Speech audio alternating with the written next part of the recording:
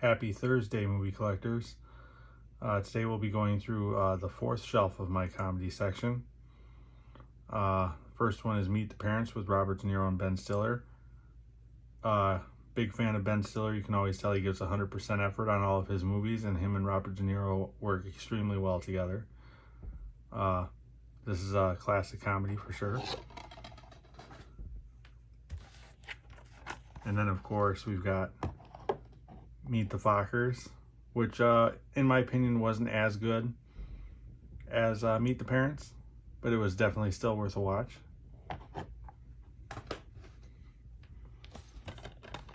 And then we had Little Fockers, which I actually thought was better than the first two. But again, you know, these two work extremely well together. Love this trilogy.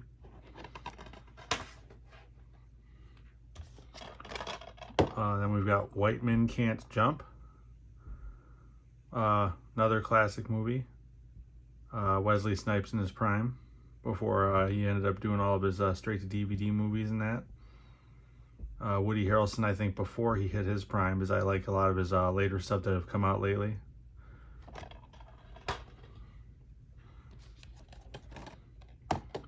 I Love You Man with Paul Rudd and Jason Segel. I mean, back when I bought this, I didn't really know who Paul Rudd really was. It was more for Jason Segel, because I'm a huge fan of How I Met Your Mother. And I was kind of disappointed in this movie. It really wasn't very good.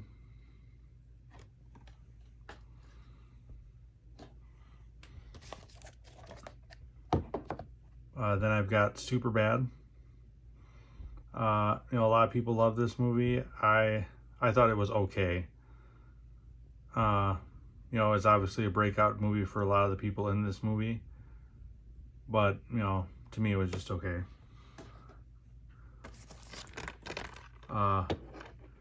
Buddy Games. This one was actually surprisingly, you know, it's a straight to DVD release. Never went in the theaters, but surprisingly this was actually really funny. They made a sequel to it, which I have not seen yet.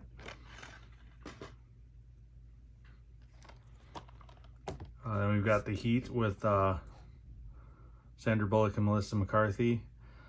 I was kind of disappointed with this movie. The trailer made it out to be a lot funnier than it actually was when I watched it. So that kind of sucked. Don John. You know, I'm a big Joseph Gordon-Levitt fan, and who doesn't like Scarlett Johansson, but this movie was, oh man, this was painful to watch.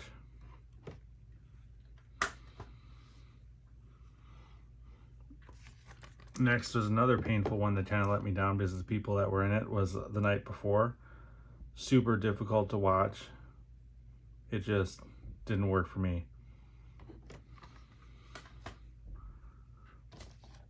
Then we got a classic, Airplane 2. I liked this one more than the original. Just more outrageous and ridiculous slapstick comedy if you like that type of thing.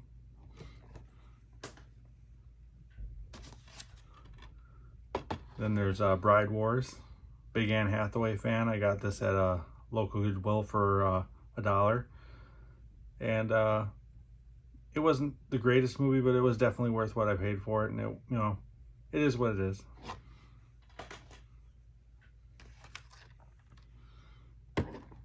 Three to Tango with Matthew Perry and Neve Campbell. Loved this movie. This was back when Matthew Perry was filming Friends and was at the height of his career. Can definitely not complain about this movie.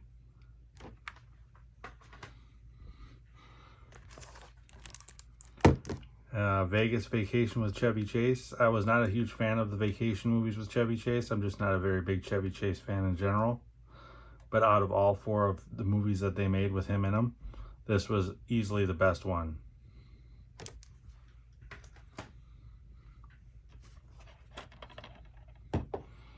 Monster-in-Law with Jennifer Lopez.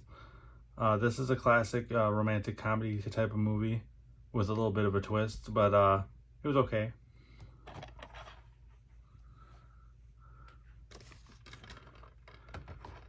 Then we've got The Watch with Ben Stiller. You know, and here with this cast, this movie was disappointing. I was expecting a lot with this cast, and this This was pretty awful. I'm happy I only paid it at like $1 for it.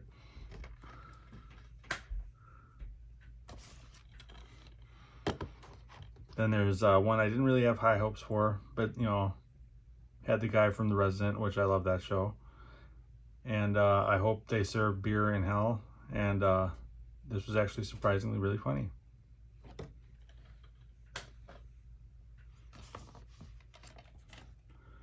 Then we've got one of the most overhyped movies I've ever seen, Bridesmaids. This movie sucked.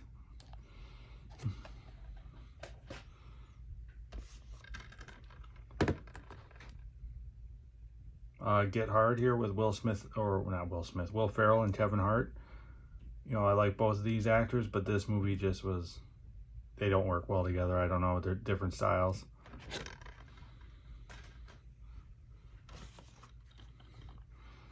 Then we've got Risky Business with Tom Cruise. I hated this movie. I love Tom Cruise, but this was probably one of his worst movies. In my opinion, it's just unrealistic that a guy would fall for that many lies that many times in a row.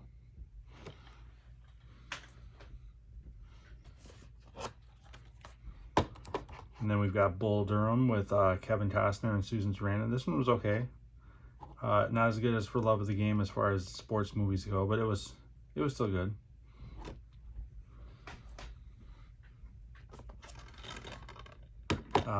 Hall Pass with Owen Wilson.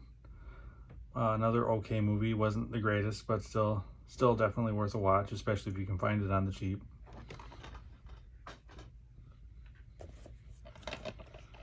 Then we've got the 5-Year Engagement. Again, with the cast in this movie, I was expecting a lot more. This was a pretty slow mover and wasn't really funny at all.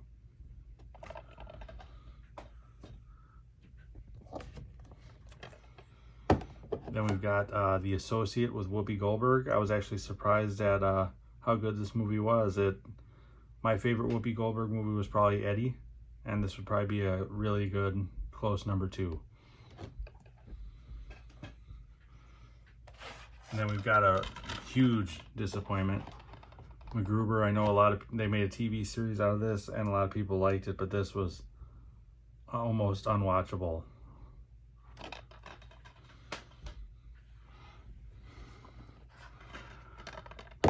Then we've got Identity Thief. Love Jason Bateman. He's one of my favorite comedy actors. Game Night, one of my favorite movies, and these two work well together. This was not a horrible movie to watch.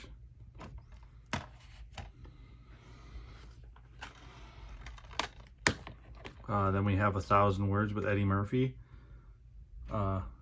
Definitely worth watching. Very original idea for once. You don't see a lot of remakes of stuff like this, so very happy with this movie. Another movie I was happy with, 30 Minutes or Less. Great cast, great writing, great directing.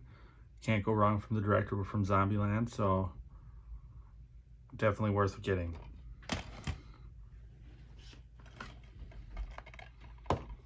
And we got The Pink Panther. Big Steve Martin fan. This was just one of those slapstick movies that you kind of watch. Can't complain about it. Then, of course, if you've got the first one, got to have the second one.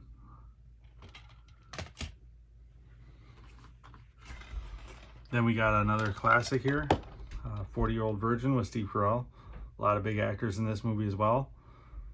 And this actually did stand up to the hype, so it was a really, really good movie. Make sure you get the unrated and not the regular one, though.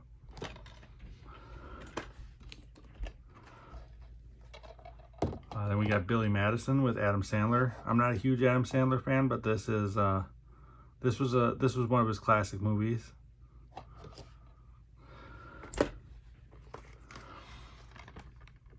Movie 43. This movie was awful.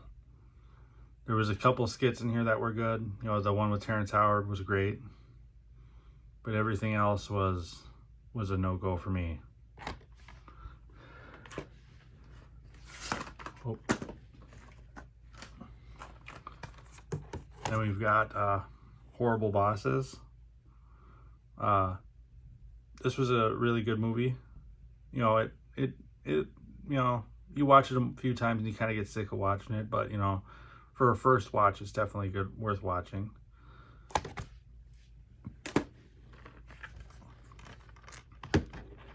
And then this one, I got it because I wanted the second Horrible Bosses movie, and I saw it for $1 at Goodwill. Second one was actually, in my opinion, better than the first one.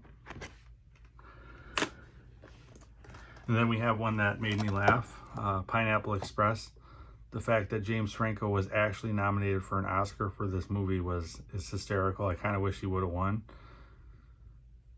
But yeah, that does it for this shelf of the comedy section. Till next time.